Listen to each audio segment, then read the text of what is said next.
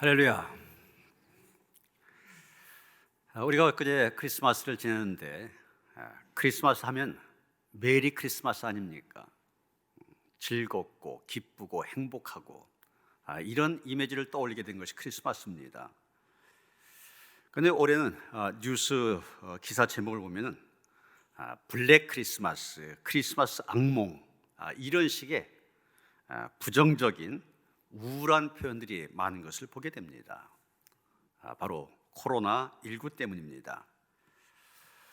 하필이면 크리스마스 당일 발표된 확진자 수가 1241명, 그래서 일 확진자 최다 기록을 경신했습니다.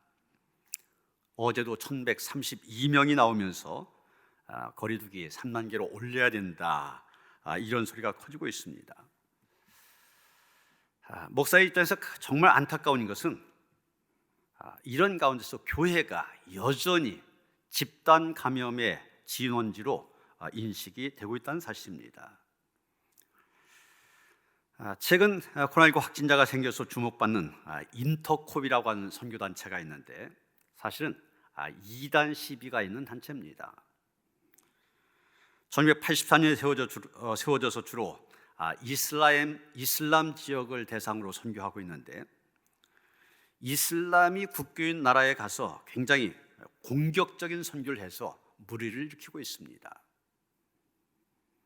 예를 들면 중동에 가서 예수 축제를 한다든지, 이게 우리말로 하면은 절에 가서 땅 밟기 한 거와 똑같습니다.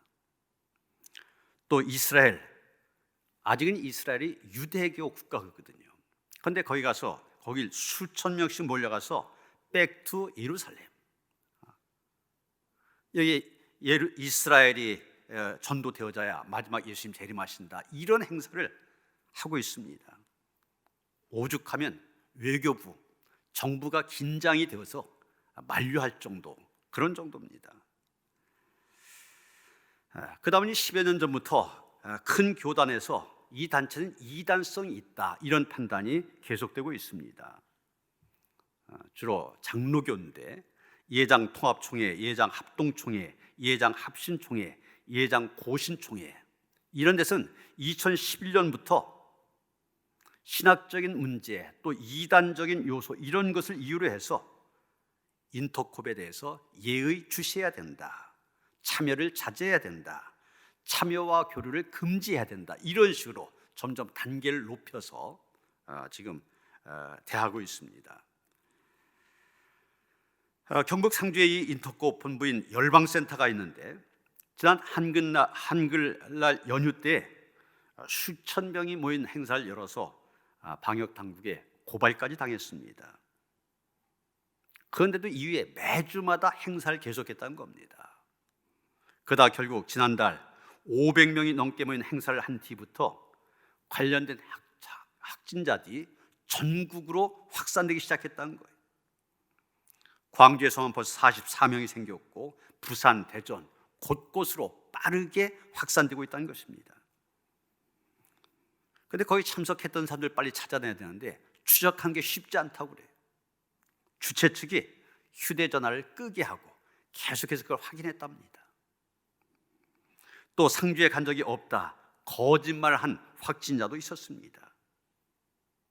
결국 방역수칙, 법을 어긴 것이 큰 문제로 커진 겁니다. 그런데 이 인터콥, 여기 이단 시비가 있다, 그렇게 얘기하지만 여러분, 인터콥만이 아닙니다. 여러 일반 교회에서도 집단 감염이 이루어졌는데 대개 그 이유가 무엇이냐? 방역 수칙을 제대로 지키지 않았기 때문입니다.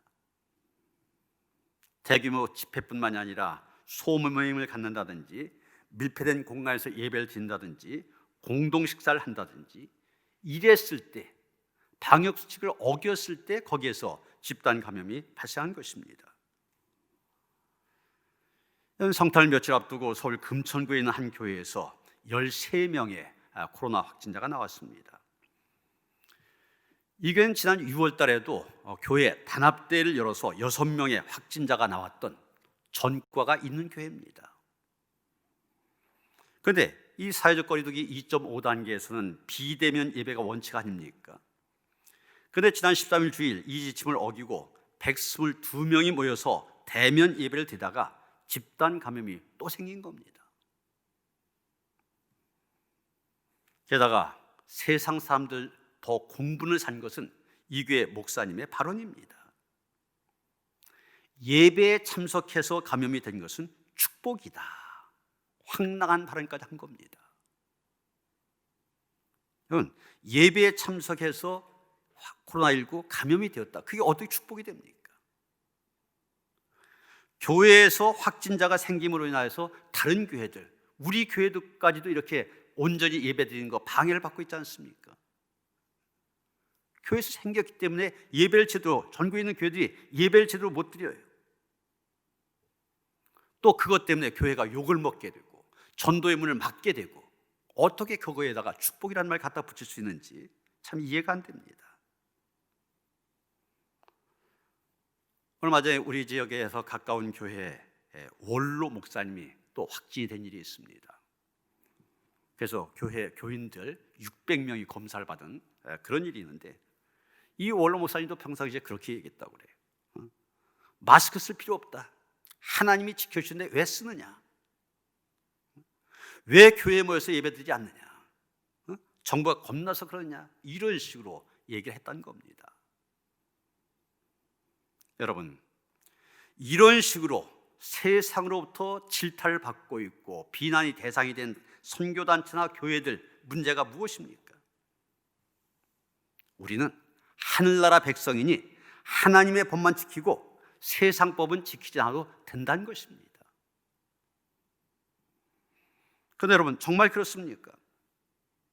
우리는 신앙이니까 믿음의 법만 지키면 되고 세상 법 무시해도 되는 겁니까? 아닙니다. 오늘 우리가 읽은 말씀을 보면 예수님께서도 세상법 다 지키신 것을 보게 됩니다. 22절에 보면 모세의 법대로, 24절에 보면 주의 율법에 말씀하신 대로 이렇게 말하였고, 39절에 가서는 주의 율법을 따라 모든 일을 마치고 이렇게 말하고 있습니다. 여기서 모세의 법, 또 주의 법 그랬는데 그 시대 사람들이 지키던 일상법입니다. 그때는 종교법과 사회법이 같이 돼 있었어요. 분리되어 있지 않았었습니다. 요즘 말하면 세상법을 얘기하는 겁니다. 예수님, 하나님의 아들이시면서도 세상법을 다 지키셨다는 얘기입니다. 예수님 먼저 정결 예식에 대한 법을 그대로 지키셨습니다. 22절 모세의 발이 정결 예식을 얘기하는 건데, 레위기 12장에 보면은 아이를 낳은 여인에 대한 정결 예법이 나오고 있습니다. 여자가 아들을 낳으면 7일 동안 부정하게 됩니다. 그래서 8일째 되어서 남자아이 할례를 받게 됩니다. 그런데 산문은 이 부정한 7일이 지난 다음에도 33일을 더하서, 즉 전체 40일 동안 집안에 머무르면서 피로 더럽게 된 몸을 정결하게 해야 됩니다. 이렇게 40일 동안의 정결 기간이 끝나면 봉헌 예식을 하게 됩니다. 예수님이 맞아들이셨는데 출애굽기 3장에 보면 사람이든 짐승이든 초태생, 처음 난 것은 다 하나님의 것이다. 그래서 하나님께 바치도록 되어 있습니다. 그래서 번제물로 양 한 마리, 속죄 제물로 비둘기 한 마리를 제사장에게 가져와야 됩니다. 만약 집안 형편이 어려우면 양 한 마리 바칠 형편이 못 되면 비둘기 2마리로 대신하면 됩니다. 여기 예수님의 부모님도 번제물과 속죄 제물로 비둘기 2마리를 바치셨다. 가난한 가정이었음을 보여주고 있습니다. 39절의 말씀대로 예수님은 주의 율법을 따라 모든 일을 다 마치셨습니다. 세상법을 다 따르셨다는 얘기입니다. 여러분, 예수님 하나님의 아들이셨습니다. 왕 중에 왕이십니다. 그런 예수님이 세상법 따를 필요 있습니까? 그러나 예수님 육신을 입고 이 세상에 오셨기 때문에 세상법 그대로 따르신 것입니다. 여러분, 헬라의 철학자 소크라테스가 악법도 법이라는 유명한 말을 했습니다. 악법도 법이기 때문에 도망갈 수 있었는데도 불구하고 도망치지 아니하고 그 법에 따라 죽음을 당하였습니다. 예수님도 전혀 어울리지 않는 죄, 누명을 썼지만 거기에 항거하기보다는 조용히 죽음을 당한 길을 택하셨습니다. 스데반은 자신을 죽이려는 자들 대하여 오히려 죄를 용서해달라, 그런 기도를 드렸습니다. 여러분, 이런 것들에 어울리는 그런 말씀이 있는데 로마서 13장 1절 말씀입니다. 사도 바울이 한 얘기인데 여러분, 이해하기 쉽게 세 번역으로 제가 읽습니다. 사람은 누구나 위에 있는 권세에 복종해야 합니다. 모든 권세는 하나님께로부터 온 것이며 이미 있는 권세들도 하나님께서 세워주신 것입니다. 여러분, 위에 있는 권세가 무엇입니까? 정부를 말합니다. 세상의 법을 얘기한 것입니다. 그거 하나님이 주신 거다, 그러니까 따르라, 이런 얘기입니다. 우리는 이중 국적을 갖고 사는 사람들입니다. 하늘나라 시민이기 때문에 당연히 하나님의 법을 따라야 됩니다. 동시에 이 세상에 땅을 딛고 살고 있기 때문에 세상 법도 따라야 됩니다. 우리는 절이나 수도원처럼 세상과 떨어져서 멀리 산속 깊은 데 들어가 사는 것이 아닙니다. 예수님은 너희는 세상의 소금이다, 세상의 빛이다 말씀하셨습니다. 세상을 강조하셨습니다. 그렇습니다. 세상의 빛으로 살아야 됩니다. 세상의 소금으로 살아야 됩니다. 하나님의 법을 지킨다고 하면서 세상의 법을 어김으로 교회가 세상의 조롱거리가 되어주고 비난이 대상이 되어진 것, 그것은 세상의 소금, 세상의 빛으로 산 것이 아닙니다. 이제 모세의 법을 지키기 위하여 아기 예수님 예루살렘 성전 안으로 들어가셨을 때 두 사람이 그를 환영합니다. 시몬과 안나라는 사람인데 두 사람 모두 백발이 성성한 노인이었습니다. 본문 30절에 보면 아기 예수를 본 시몬이 고백합니다. 내 눈이 주의 구원을 보았사오니. 예수 안에서 주의 구원을 보았다고 고백합니다. 또 38절에 보면 안나가 하나님께 감사하고 예루살렘의 속량을 바란 모든 사람에게 그에 대하여 말하였다, 이렇게 말하고 있는데 시몬과 똑같은 고백입니다. 예수가 바로 예루살렘을 속량할 뿐이다, 구원하실 뿐이다, 즉 예수가 구원자라는 고백입니다.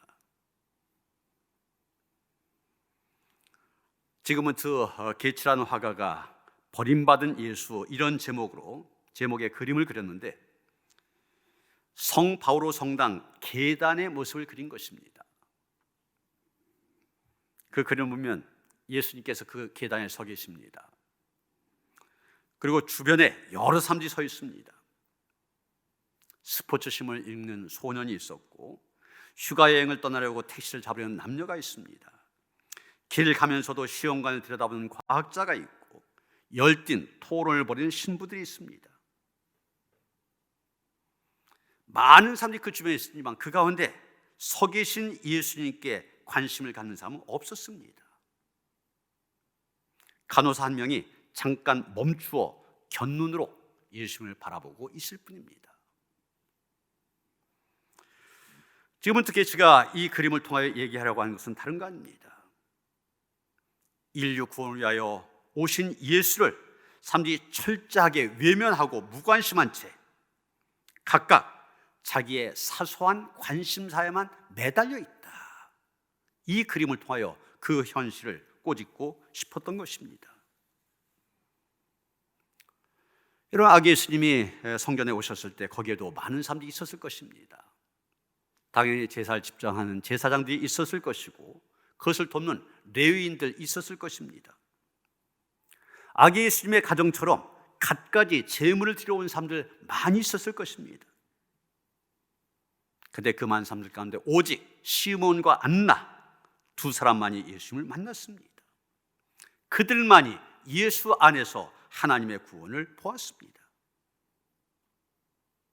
여러분, 어떻게 해서 그 많은 사람들 가운데 이 둘만입니까? 어떻게 이 둘만이 예수님을 메시아로 알아볼 수 있었고 그 안에서 하나님의 구원을 볼 수 있었습니까? 오늘 두 사람에 대한 언급을 통하여 간단히 우리가 어떻게 예수 안에서 구원을 볼 수 있는지 교훈을 얻게 됩니다. 첫째, 시몬과 안나는 예수님을 믿음과 희망 중에 기다렸다고 한 것입니다. 시몬은 이제서야 내가 평안으로 놓이게 되었다 고백합니다. 그 무슨 얘기입니까? 이제까지의 삶 돌아보니까 평안이 없었다는 얘기입니다. 안나도 마찬가지였습니다. 주야로 금식하며 탄식의 세월을 보내고 있었습니다. 여러분, 이때 시몬과 안나의 나이 어느 정도 되었을 것 같습니까? 어떤 학자들은 이들이 100살 혹은 적어도 90살은 넘겼을 것이다, 이렇게 추측하고 있습니다. 나이가 들면 희망을 노래할 때가 아닙니다. 희망보다는 포기하는 일에 점점 익숙해지는 때입니다. 새로운 일을 하는 것도 두렵습니다. 희망보다는 절망하기가 쉽습니다. 더군다나 안나라고 한 여자, 남편과 단 7년을 함께 살고 무려 84년이라는 세월 과부로 살아왔습니다. 여러분, 구약에서 고아와 과부, 나그네와 함께 모든 삶이 돌봐야 될 취약계층 1순위 아닙니까? 환경으로 보면 오로지 절망 속에서 살 수밖에 없는 상황입니다. 당시 시대 상황을 봐도 그렇습니다. 지도 계층에 있었던 사두개파 사람들, 자신들의 이익을 위하여 로마 권력층에 붙어서 평민들을 박해했습니다. 바리새파 사람들, 자신들만 경건하다고 자랑하면서 율법을 지키지 못하는 사람들 오히려 정죄하고 아예 상종조차 하지 않았습니다. SN파 사람들, 이것저것 다 보기 싫다, 은둔 생활에 들어가 버렸습니다. 버려진 백성들, 아무도 위로하지 않는 백성들, 밟으면 밟히고 찍으면 찍힐 수밖에 없는 백성들, 그들 대변해 줄 사람들은 아무도 없었습니다. 역사적으로는 말라기 선자 이후 400년 동안 희망의 메시지는 들려오지 않고 있었습니다. 어디를 둘러봐도 희망이라고는 찾아볼 수 없는 그런 상황입니다. 그런 상황에서도 이 두 사람 희망을 갖고 있었습니다. 이런 희망이 무엇입니까?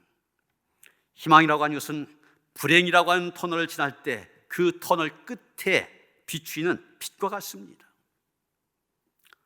어디로 가야 할지 몰라 두려울 때 이길 수 있는 용기가 되기도 하고, 현실을 포기하고 싶을 때 포기하지 않을 수 있도록 등을 떠밀어주는 힘이 되기도 합니다. 버림받았다고 생각될 때 혼자가 아니며 반드시 일어날 것을 상기시켜주기도 합니다. 그리고 희망은 현실의 슬픔을 이길 수 있도록 만듭니다. 제2차 세계대전 당시 독일의 한 포로 소용소에서 크리스마스를 지나고 나니까 갑자기 많은 포로들이 죽어갔습니다. 왜 이런 일이 났을까? 그 원인을 조사해 봤더니 포로들이 크리스마스까지는 희망을 갖고 있었다는 얘기입니다. 이번 크리스마스에는 석방해 주겠지, 가족품으로 돌아갈 수 있겠지, 이런 희망을 가지고, 그런 희망이 있었기 때문에 고통을 잘 참고 있었습니다. 그런데 크리스마스가 지나도 석방을 하지 않게 되니까 그들은 희망을 잃어버리게 되고 희망을 포기함으로 인하여서 죽어갔다는 얘기입니다. 심리학자 에릭 프롬은 우리 인간을 가리켜서 희망의 사람이다, 우위를 바라보며 미래를 바라보며 사는 사람이다, 이런 의미에서 호모 에스페란스, 이런 말을 썼습니다. 희망은 모든 불행을 치료할 수 있는 명약이기도 하지만 만일 그 희망이 사라지면 철학자 키에르케고르가 얘기하는 것처럼 죽음에 이르는 병을 낳고야 말 것입니다. 그러나 여러분, 우리에게 내일을 향한 꿈과 희망만 있으면 아무리 현실이 힘들고 어렵다 할지라도 능히 감당하며 이겨나갈 수 있게 된 것입니다. 여러분, 시몬과 안나가 그랬습니다. 시몬과 안나는 그 희망을 하나님께 두었습니다. 사람에게 두지 않았습니다. 아무리 나이가 많고 늙었어도, 남편이 세상을 떠나는 희망이 없다 할지라도 여지껏 약속을 지키신 하나님, 신실하신 하나님께 소망을 두며 그들은 희망 가운데서 하루하루를 살아왔던 것입니다. 여러분, 오늘 우리의 삶의 현장이 어떻습니까? 코로나19라고 하는 어둠의 터널은 1년이 다 되어도 끝나지 않고 오히려 더 크게 확산될 기미를 보이며 우리를 불안하게 만들고 있습니다. 백신이 나왔다고 하지만 변종이 계속 생기면서 과연 이것이 극복할 수 있을까 염려하게 만듭니다. 그로 인해서 경제적인 면에서도 희망을 찾아볼 수 없습니다. 육신이 약한 사람들 다시 일어날 건강에 대한 희망 없을 수도 있습니다. 여러분, 이런 상황에서 오늘 우리가 불러야 되는 희망의 노래 어디에서 시작돼야 하는 것입니까?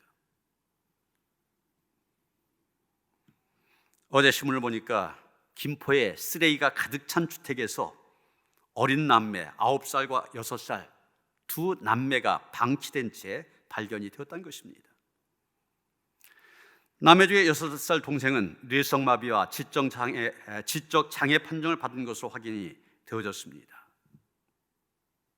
엄마가 아이들 버린 겁니다. 자기가 배 아파 낳은 자녀도 버린 그런 세상입니다. 이런 세상에서 우리 하나님 어떤 하나님이십니까?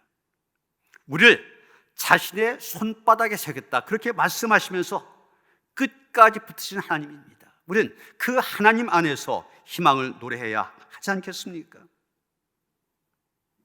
그리고 이 희망, 세상을 포기하고픈 사람들, 절망 가운데 살아가는 사람들에게 우리의 입술을 통하여 전달이 되어져야 됩니다. 교회로부터 어둠을 향한 희망의 빛이 증거되어야 하는 것입니다. 여러분, 어둠을 보지 마시길 바랍니다. 내 환경을 보지 마시길 바랍니다. 나 자신도 보지 마시길 바랍니다. 원래부터 거기에는 희망이 없습니다. 희망은 하나님의 신실하심 속에 있습니다. 변하지 않는 하나님의 약속 속에 있습니다. 세상 끝날까지 고아와 과부처럼 내버려 두지 않으시겠다 하나님 약속하십니다. 그 약속을 붙들고 나아갈 때 우리 앞에 새로운 삶 펼쳐지게 된 것입니다. 두 번째, 시몬과 안나는 언제든지 메시아를 맞이할 수 있도록 준비하면서 신실한 삶을 살았습니다. 여러분, 25절 보시면 시몬은 의롭고 경건하여 이스라엘의 우위를 기다린 자라 이렇게 말하고 있습니다. 오실 메시아를 위하여 시몬은 율법을 잘 지켰습니다. 사람에게도 신실하신 하나님의 마음으로 대하였습니다. 자신의 삶을 잘 갖고 온 것입니다. 언제 주님께서 오셔도 맞이할 수 있다, 이런 신실한 삶을 살았다는 얘기입니다. 또 37절에 보면 안나도 금식하며 기다렸을 뿐만이 아니라 섬기는 일을 지속적으로 일관성 있게 해왔다고 증거하고 있습니다. 희망이 없다던 시대에 시몬과 안나, 주님께서 보내실 메시아를 기다렸습니다. 아무것도 바랄 것 없는 그때 간절한 바람으로 하나님을 기다렸습니다. 여러분, 희망이 보이지 않을 때 삶을 대한 삶의 자세는 흐트러지게 마련입니다. 환자를 보면 그렇잖아요. 처음 병원 갈 때는 그래도 희망을 갖습니다. 내 이 병원에서 고침받을 거다. 그런데 더 이상 살 수 없다, 사망 선고를 받게 되면 어떻게 됩니까? 자포자기하게 됩니다. 삶이 흩어지게 됩니다. 베드로서 3장 3절에도 보면 말세에 재림이 늦어지면은 자기 정욕대로 행하는 사람이 많아진다고 얘기하고 있습니다. 주님 오시면서 잘 절제하며 살던 사람들, 그게 흩어진다는 얘기. 정신과 의사였던 폴 트루니에는 현대인들에 대해서 이렇게 말합니다. 현대 신앙인들의 비극 가운데 하나는 구도의 정신을 상실했다는 것입니다. 주님이 다시 오실 것을 말하면서도 실제 삶 속에서는 진지한 고민을 하지 않는 것, 어떻게 내가 주님의 재림 앞에 올바르게 살아갈까 고민하지 않고 사는 것, 이것이 바로 현대 신앙인들의 문제란 얘기입니다. 우리는 어떻습니까? 시몬과 안나가 메시아를 기다렸기 때문에 그들은 경건하고 진실한 삶을 살아갈 수 있었습니다. 우리가 진정 주님을 만나기 원합니까? 그 안에서 구원을 보기 원합니까? 오늘 지금 우리의 삶을 신실하게 갖고 나가야만 됩니다. 내가 지금 가는 길이 바른 길인지 아닌지 점검해 봐야 됩니다. 내 시간과 물질, 건강 바로 사용하고 있는지, 그래서 하나님의 심판대 앞에 설 때 하나님께서 기뻐하시면서 살고 있는지 늘 자신을 성찰해 봐야 됩니다. 유명한 과학자 아인슈타인 박사, 이 사람은 노후에 신앙에 귀했던 사람입니다. 물론 어렸을 때 믿었습니다. 그러나 하나님을 떠나 살다가 나이가 들어서 노인이 되었을 때 다시금 신앙을 되찾은 사람입니다. 그래서 그는 이런 유명한 고백을 남겼습니다. 난 평소에 젊었을 때 교회를 경멸했습니다. 교회를 무시했습니다. 그러나 내 조국 독일이 어두워졌을 때, 그리고 나치의 핍박 아래에 있었을 때 내가 그렇게 경멸하고 무시했던 교회는 우리 민족의 유일한 소망이었고 사람들의 안식처였습니다. 그리고 내가 나이를 먹어가면서 내 노후에 인생의 석양역에 나는 교회 이외에 내 영혼의 우위를 경험할 수 있는 장소를 찾지 못했습니다. 나는 이제 교회로 다시 돌아옵니다.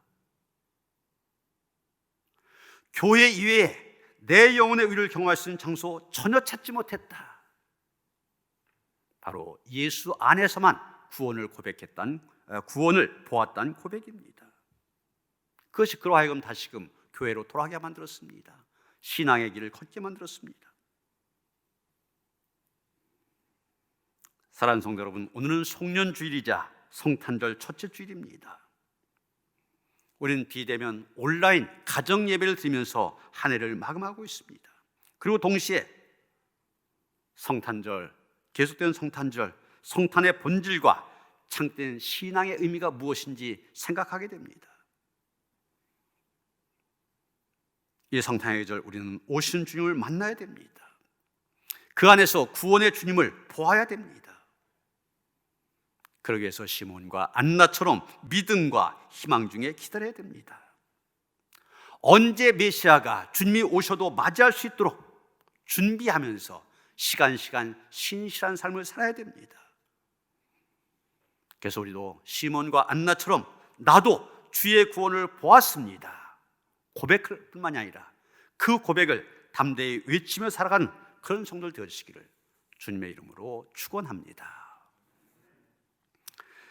하나님 감사합니다. 우리의 영안이 열려져서 우리도 시몬처럼 안나처럼 예수 안에서 하나님의 구원을 보았습니다 고백할 수 있게 하시니 감사를 드립니다. 하나님, 이 고백 나아가 담대히 외치게 하여 주시옵소서. 온전한 고백이 되게 하시고 더 많은 사람들 예수 안에서 구원을 보게 하는 귀한 사명 감당할 수 있도록 은혜 허락하여 주시옵소서. 예수 그리스도 이름 받들어 기도하여 싸움나이다. 아멘.